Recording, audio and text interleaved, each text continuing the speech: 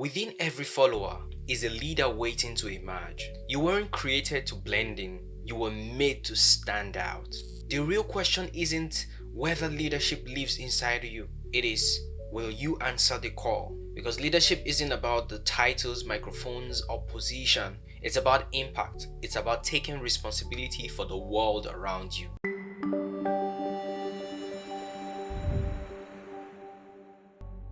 Welcome to the Life Podcast. In this episode, we're talking about where all leadership starts from, within. Many people never rise up because they have believed the lie that leadership is for a select few, for some special group of people. They've believed that leadership is for the loud, the extroverted, the gifted, or the educated. But God placed leadership potential in every human spirit. You were designed for dominion, to take charge of your environment and not to be controlled by it. You don't become a leader when someone gives you a position.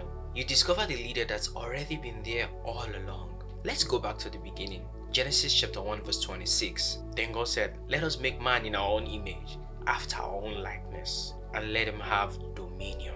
Dominion means authority, the right to manage, and the influence to take charge. God's first words to humanity weren't about religion, they were about rulership. Leadership isn't man's idea, it was God's original plan. That means leadership isn't something you acquire, it is something you awaken inside of you. It's already wired in your DNA. Everyone was born to lead in one area or the other, to bring order, direction, and influence to wherever space they're in. Moses led a nation, Deborah led with wisdom and courage. Joseph led with integrity in prison before he led in Pharaoh's palace. David led the sheep before he led armies. Leadership starts small, but it starts inside. It starts within. When you understand that leadership is part of your God image, you stop running from it and you start growing in it. There are a few lessons I would like you to know. Leadership isn't position, it is purpose. You don't need a title to lead. You lead by example, by influence, and by consistency.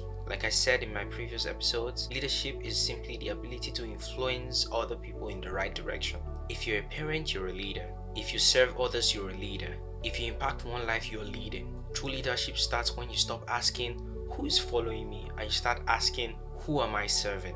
Number 2, leadership begins with a mindset. The difference between a follower and a leader is attitude. Leaders see challenges as opportunities, while followers see them as obstacles. Leaders think solution, followers think survival. You can lead others if you've not learned to lead your thoughts. Proverbs 23 verse 7 says, "As a man thinks in his heart, so is he." If you think small, you live small. But if you think leadership, you begin to act differently with purpose, direction, and influence. Number 3, leadership is discovered, not learned. You can attend seminars, read books, and gain degrees. But none of that creates leadership if it is not discovered internally first. The best teachers and mentors can only awaken what is already within you. Leadership is self-discovery before it is skill development. You have it in you.